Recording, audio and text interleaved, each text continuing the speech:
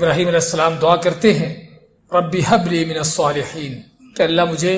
نیکوں میں سے عطا کر دے، یعنی نیک اولاد عطا کر دے۔ اللہ فرماتا ہے فبشرناہ بغلام حلیم، ہم نے ان کو بشارت دی، خوشخبری دی ایسے بیٹے کی جو بڑا بردبار اور صبر کرنے والا۔ فلما بلغ معه السعی قال یا بنی انی اری فی المنام، اللہ فرماتا ہے کہ جب یہ بیٹا بڑا ہوا، بھاگ دوڑ کے قابل ہوا، تو ابراہیم علیہ السلام اپنے بیٹے کو خواب سناتے ہیں کہ بیٹا میں نے خواب دیکھا ہے،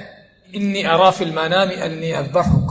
کہ میں دیکھتا ہوں اپنے خواب میں کہ میں تجھے ذبح کر رہا ہوں۔ فانظر ماذا تری، تو ابراہیم علیہ السلام بیٹے سے مشورہ لیتے ہیں کہ پھر تمہارا کیا خیال ہے۔ اب بیٹا ابھی چھوٹا معصوم بچہ ہے، لیکن جب تربیت ہوتی ہے اللہ کے دین پر، اللہ سے تعلق پر، اب بیٹے کو پتہ ہے کہ ذبح ہونے کا معنی کیا ہے، ذبح ہونے کا نتیجہ کیا ہوگا، لیکن باپ بھی اور بیٹا دونوں اللہ کے حکم کے سامنے کس انداز سے سر جھکاتے ہیں۔ بیٹا کہتا ہے قال یا ابت افعل ما تؤمر، ابا جان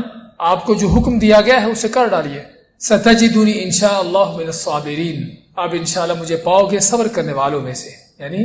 اس تکلیف پر گردن کٹنا، یہ تکلیف ہونا، جان کا نکل جانا اور زندگی ختم ہو جانا، یہ معمولی باتیں نہیں ہیں، لیکن بیٹا اتنی بڑی قربانیاں دینے کے لیے تیار ہے اور باپ بھی اتنی بڑی قربانی کرنے کے لیے تیار ہے۔ اللہ ماتا فلما اسلم، جب جو دونوں نے اپنا آپ دکھا دیا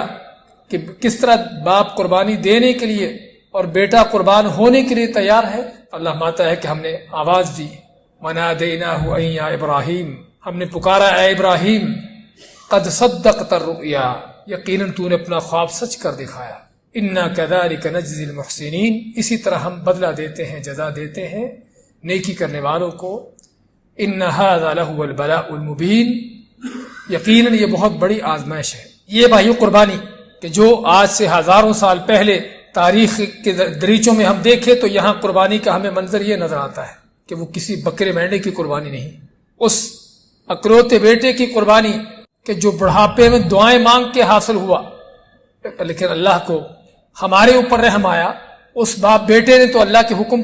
پورا کر دکھایا، بیٹا بھی لیٹ گیا ذبح ہونے کے لیے، باپ نے بھی اس کو لٹا دیا، چھری چلانا شروع کر دی، لیکن اللہ نے اس سنت کو باقی رکھنا تھا۔ اس لیے فرماتا اللہ تعالیٰ کے وَتَرَكْنَا عَلَيْهِ فِي الْآخِرِينَ، کہ ہم نے اس سنت کو پیچھے رہنے والوں میں چلا دیا۔ اللہ نے اس سنت کو چونکہ چلانا تھا، اب بیٹوں کو ذبح کرنا تو بڑا مشکل کام ہے،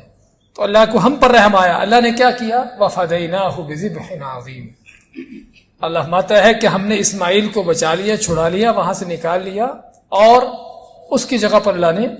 جنت سے مینڈا ڈال دیا تاکہ رہتی دنیا کے لیے سنت قائم ہو جائے بکرے ذبح کرنے کی اور بکروں کی، ان جانوروں کی قربانی دینے کی۔